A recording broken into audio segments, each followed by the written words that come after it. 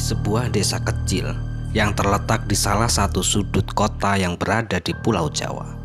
Awalnya semua memang berjalan dengan baik-baik saja, hingga akhirnya semuanya berubah setelah sebuah kejadian yang bisa dikatakan tidak hanya menimpaku saja, melainkan menimpa seluruh warga kampungku, yang akhirnya membuat kejadian tersebut tidak akan pernah bisa aku lupakan untuk selama-lamanya. Perkenalkan, namaku Aris. Aku adalah seorang lelaki remaja yang baru saja menginjak usia 20 tahun. Di setiap keseharianku, aku tinggal bersama kakek, nenek, serta adikku yang bernama Retno yang saat itu masih berusia 5 tahun. Karena kedua orang tuaku memang sedang bekerja di luar negeri. Masih sangat teringat jelas di kepalaku. Malam itu entah kenapa hawa yang berada di sekitarku terasa lebih dingin dari sebelumnya. Suasana yang biasanya masih sangat ramai orang malam itu benar-benar sangat sepi. Entah kenapa, bahkan aku pun juga masih ingat di sela-sela aku duduk bersama kakek dan nenekku. Aku pun sempat menanyakan tentang keadaan lingkungan yang sepertinya memang sangat mencurigakan. Kok tumben sepi kayak gini ya, Mbah? Jalanannya juga sepi, nggak ada orang sama sekali. Padahal kan masih jam 8 malam, ucapku kala itu sembari melihat kakekku yang sedang terlihat memutar-mutar radio yang berada di dalam rumah. Lah iya, kok tumben, masih jam segini kok udah sepi kayak ini yo, sahut nenek yang malam itu terlihat keluar dari arah dapur menuju ke arah ruang tamu sembari membawa secangkir kopi hangat untuk kakek. Yo memang sepi, orang dinginnya kayak begini, orang-orang mau keluar rumah yo males toh, ucap kakekku kala itu sambil kembali duduk tenang di tempat duduk favoritnya. Namun anehnya, setelah beberapa saat kami bertiga terdiam, tiba-tiba saja kakekku terlihat kaget lalu berdiri dari tempat duduknya yang seolah-olah melihat sesuatu yang melintas di depan rumahku. Dan tak berhenti di situ saja, kakekku pun seketika berjalan pelan ke arah pintu utama rumah. Dengan matanya yang mencoba melihat ke kanan dan ke kiri seolah-olah sedang mencari sesuatu. "Oh no, Pak," ucap nenek yang malam itu juga terlihat ikut kaget dengan tingkah laku kakek yang memang tiba-tiba saja terlihat begitu sangat aneh. Ya Allah, semoga saja semuanya tetap diberi keselamatan. Sudah, ayo kita masuk ke kamar. Ayo masuk ke kamar juga sekarang. Adikmu tuh cepat angkat dan bawa ke kamarku saja malam ini. Semuanya tidur di kamarku. Aku sepertinya melihat sesuatu yang tidak benar, ucap kakekku dengan seketika ia menutup pintu utama rumahku. Dengan gelagat yang terlihat terburu-buru mendengarkan hal itu, tentu saja aku dan nenekku seketika pun mematuhi semua perintah kakek. Karena sejak aku kecil aku memang sudah diajari ketika kakek berkehendak, maka aku dan semua orang yang berada di rumah pun wajib mengikuti. Meskipun terkadang aku pribadi pun tidak tahu alasannya. Ya, semua itu memang sudah menjadi kebiasaan yang sulit untuk dihilangkan. Karena aku pun tahu, jangankan kami yang berada di rumah, orang-orang di kampungku pun semuanya juga sudah paham jika kakekku sudah berbicara atau memberikan perintah, semua warga pasti akan mengikutinya. Karena di kampungku ini, kakekku adalah seorang sesepuh yang setiap ada kegiatan apapun, ya kegiatan apapun seputar adat istiadat, beliau akan selalu menjadi pemimpin yang disegani oleh warga. Dan oleh karena itu, tanpa banyak bertanya-tanya lagi, aku pun langsung mengangkat adikku yang saat itu sudah tertidur pulas di atas kursi. Langsung membawa adikku masuk ke dalam kamar kakek, yang pada akhirnya malam itu kami berempat pun tidur di kamar kakek, dengan aku dan adikku tidur di atas ranjang dan kakek dan nenekku tidur di lantai dengan beralaskan tikar, karena memang ranjang yang berada di dalam kamar kakekku ini hanya ada satu saja. Dan malam itu Tentu saja aku pun tidak bisa langsung tertidur dengan nyenyak, karena selain waktu yang memang masih menunjukkan pukul 8 malam, aku pun masih memikirkan tingkah laku kakek yang secara tiba-tiba berubah menjadi aneh. Padahal sebelumnya aku tidak pernah sekalipun melihat kakekku bertingkah gugup seperti itu. Kakek yang sebelumnya terkenal sebagai orang yang sangat tenang dan berwibawa, malam itu benar-benar berubah menjadi orang yang sangat aneh, seperti sedang dikejar-kejar oleh makhluk yang tak kasat mata. Dengan terus memikirkan semua itu, aku pun hanya terdiam dengan mataku yang memang masih sangat sulit untuk dipejamkan.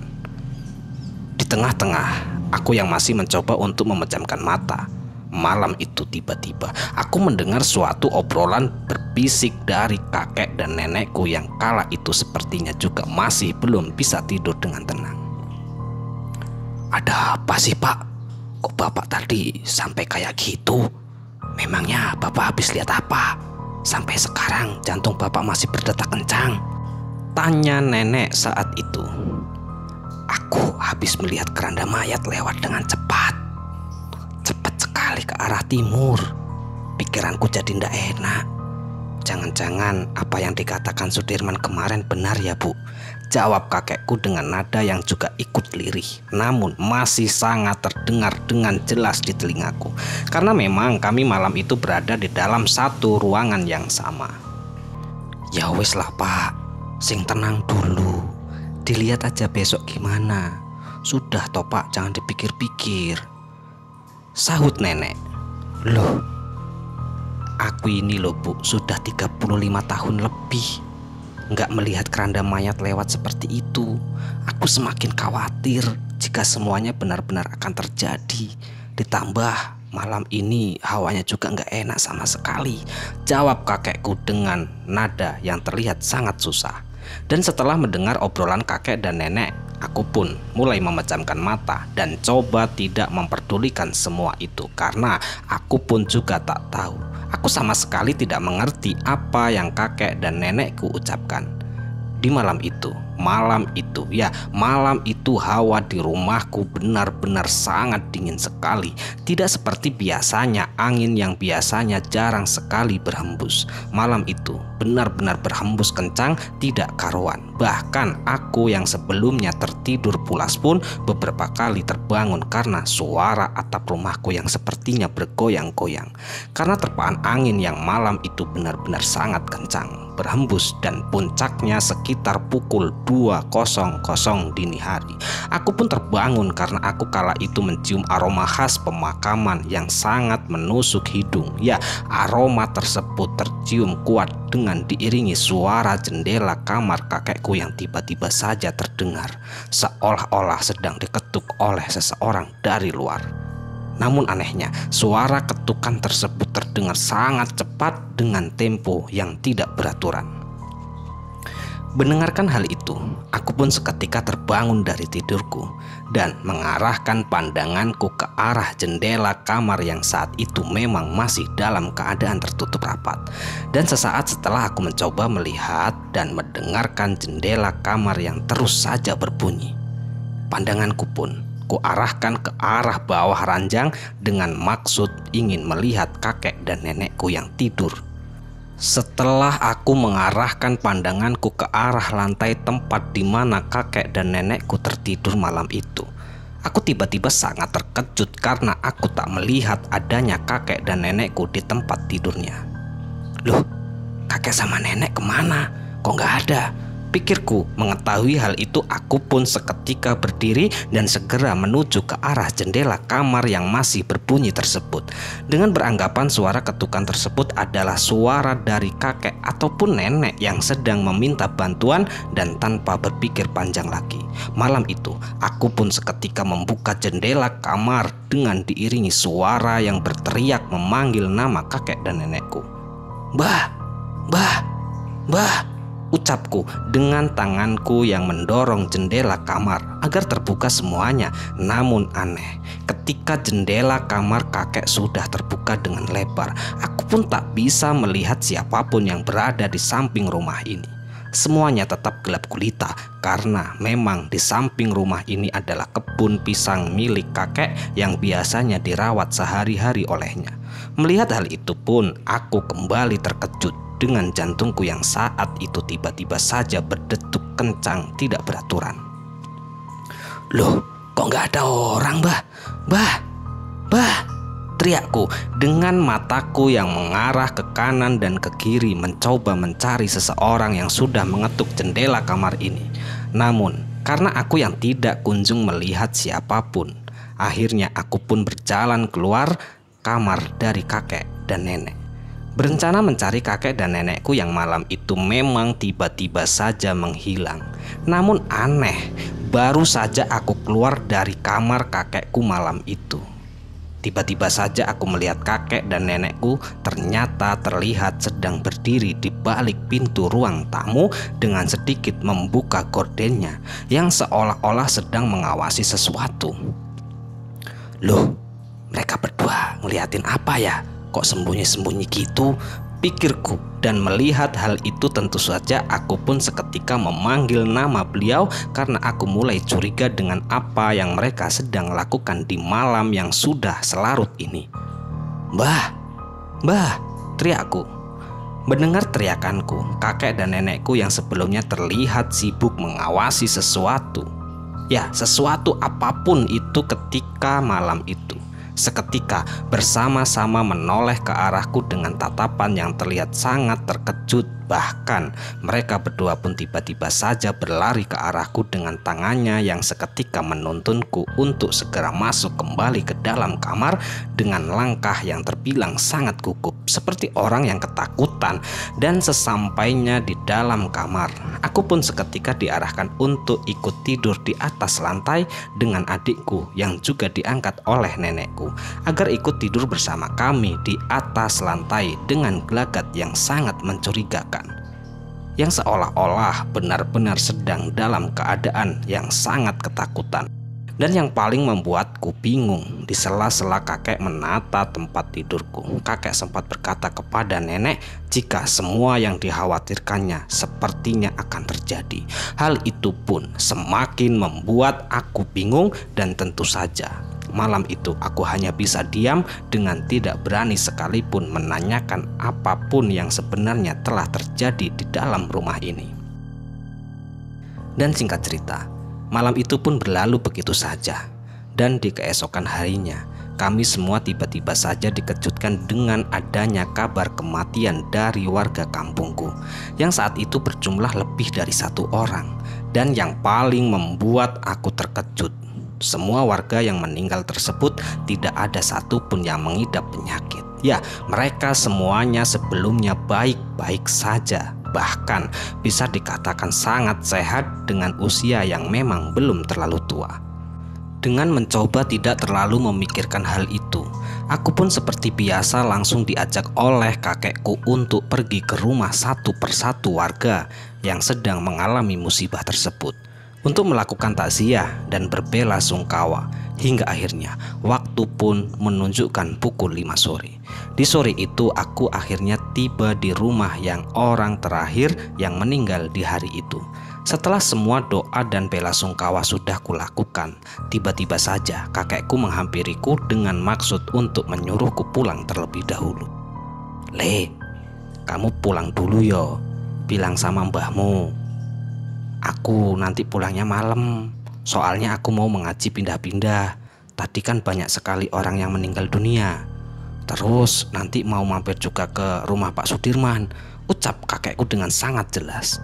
Dan tanpa membantah semua perkataannya, aku pun sore itu seketika pulang ke rumahku begitu saja. Dan sesampainya di rumah, tentu saja aku pun langsung menemui nenekku yang anehnya sore itu terlihat marah-marah tidak karuan dengan adikku yang juga sudah terlihat menangis terseduh-seduh. "Kenapa, Mbah? Si Retno rewel lagi ya?" ucapku sambil menggendong adikku yang sore itu masih menangis terseduh-seduh. "Orang sudah menjelang maghrib kok gak mau diajak masuk ke rumah itu loh. Tadi dia itu mainan tanah di depan rumah gak selesai-selesai. Lagi banyak bahaya kayak gini kok gak bisa dibilangin, ucap nenekku dengan nada yang memang sedikit kesal. Sudah dek, diam yo dek. Ini memang sudah sore dek, ayo masuk dek, ucapku sambil menenangkan tangisan adikku. Oh iya le, lah mbah lanangmu kemana? Tanya nenek secara tiba-tiba. Oh iya nek, aku lupa. Tadi kakek pesen, katanya kakek mau ngaji dulu. Ya karena banyak sekali yang meninggal dunia nek. Sepertinya kakek mau ngajinya sampai malam. Itu tadi juga bilang katanya mau mampir ke rumah Pak Sudirman. Terangku jelas, dan setelah mendengar semua penuturanku, akhirnya kami semua pun masuk ke dalam rumah agar bisa beristirahat. Malam pun tiba. Malam itu entah kenapa keadaan di rumahku semakin lama semakin terasa aneh saja. Angin malam yang terasa semakin kencang dengan diiringi suara burung yang tidak berhenti berkicau, membuatku sempat berpikir jika sepertinya memang ada sesuatu yang akan terjadi di dalam rumahku. Dan merasakan hal itu, tentu saja aku pun seketika membicarakannya kepada nenekku yang saat itu tiba-tiba terlihat duduk diam di ruang tamu. Mbah nggak tidur? Tanyaku sambil ikut duduk tepat di samping nenekku. Lah lele, ini lo masih jam 9 malam. Kakekmu tuh lo belum pulang juga. Udahlah biarin nenek tunggu di sini, ucap nenekku dengan pelan. Ya sudahlah nek, aku tak tidur dulu yo, nemenin adik kasihan, ucapku dengan sopan.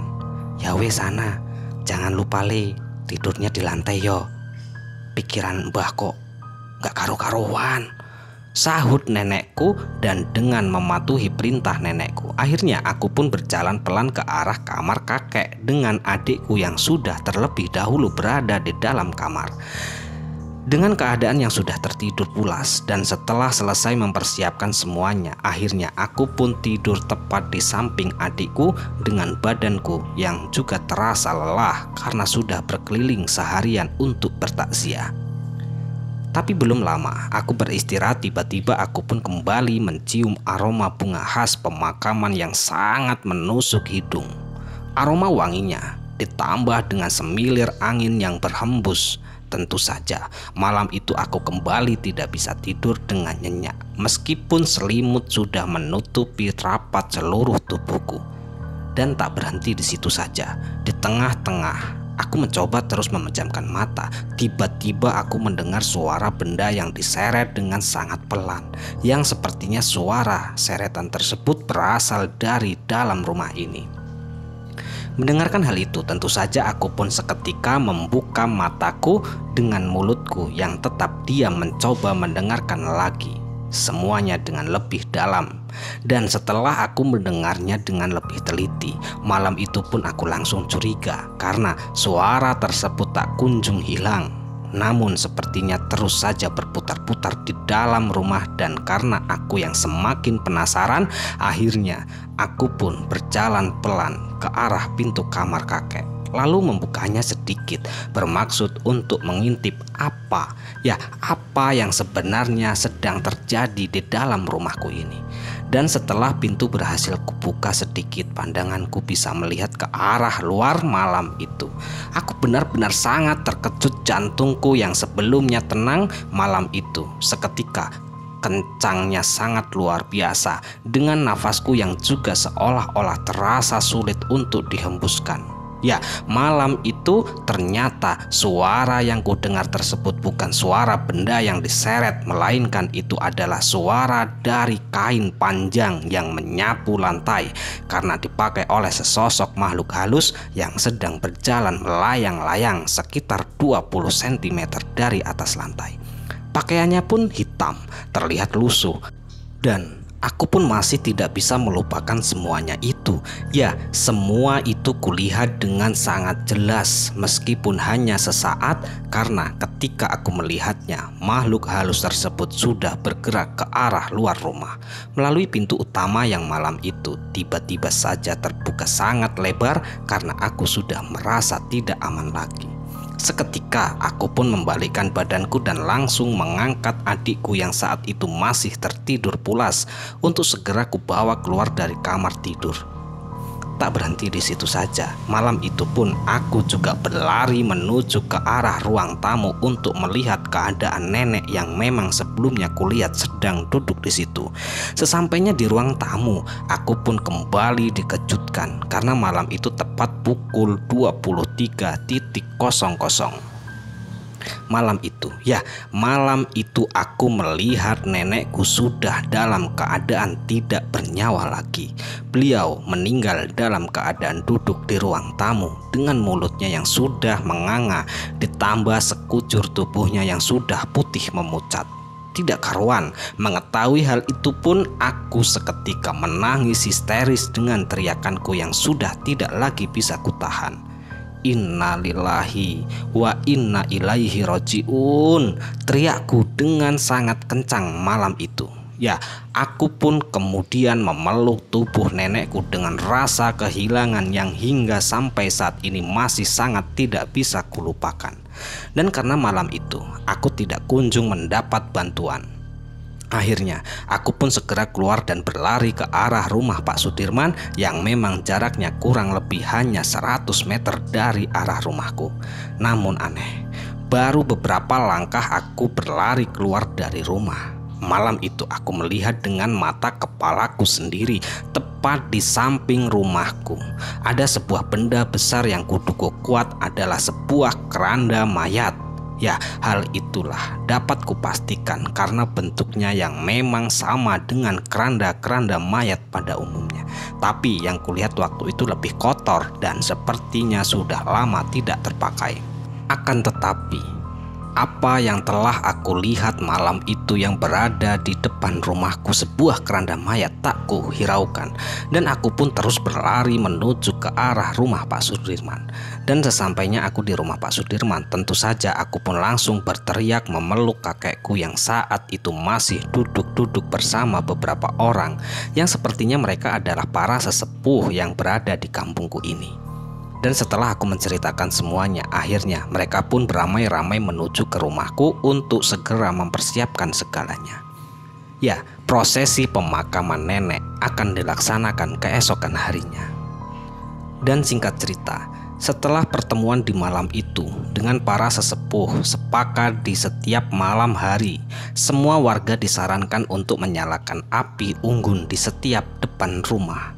Hal ini menurut kakek bisa menjadi penangkal dari datangnya makhluk halus yang konon katanya dialah yang memikul keranda mayat yang terlihat hanya berjalan-jalan. Tak berhenti di situ, semua warga pun juga disarankan untuk tetap terjaga hingga malam hari. Dengan tidak lupa, semua warga juga diharuskan untuk mengadakan selamatan penolak bala yang diperuntukkan untuk dirinya sendiri dan keluarganya masing-masing. Selamatan tersebut berupa makanan, jajanan yang disertai dengan berbagai persyaratan yang harus dipenuhi yang nantinya akan disebarkan ke tetangga kanan kiri rumahnya. Dan puncaknya, semua warga yang tinggal di kampungku harus melakukan selamatan yang dilakukan di tengah-tengah kampung dengan maksud bersyukur kepada Tuhan atas limpahan rezekinya serta meminta perlindungan atas semua kejadian yang ada. Semua prosesi upacara tersebut tentu saja dilakukan dengan cara yang bertahap dengan segala proses persyaratan yang terbilang cukup rumit, yang memang sudah menjadi tradisi dan kebudayaan masyarakat yang berada di Pulau Jawa. Dan setelah semua upacara tersebut dilakukan, akhirnya angka kematian di kampungku pun perlahan mulai berkurang secara signifikan. Yang hampir setiap harinya dahulu lebih dari 3 orang yang diumumkan meninggal dunia, sekarang pun semua itu sudah berangsur-angsur berkurang. Dan setelah beberapa waktu kemudian, akhirnya aku sudah tidak lagi mendengar laporan warga tentang adanya keranda mayat yang memang sebelumnya sangat meresahkan tersebut. Ya, hal tersebutlah itu tentu saja membuat aku dan seluruh warga kampungku akhirnya sangat bersyukur, karena pada akhirnya semua sudah kembali normal seperti sedia kala, dan kakekku pun sudah mengikhlaskan kepergian nenekku akibat dari teror keranda mayat di kampungku itu, dan kami sekeluarga pun bisa lagi kembali hidup dengan seperti sedia kala. Selesai. Ya, sekian cerita dari salah satu teman kita. Semoga cerita ini bisa menghibur dan cerita ini bisa bermanfaat yang kami harapkan. Dan kami ucapkan mohon maaf yang sebesar-besarnya jika ada kata-kata yang salah yang kami sampaikan di dalam cerita. Dan kami ucapkan terima kasih banyak kepada teman-teman semua yang telah mendukung kami. Semoga amal kebaikan teman-teman dibalas oleh Allah Subhanahu wa Ta'ala berupa hal-hal yang lebih baik dan lebih bermanfaat dalam kehidupan kita semua. Amin, amin ya robbal alamin. Bye, sampai jumpa di cerita selanjutnya. Akhirul qouli, wassalamualaikum warahmatullahi wabarakatuh.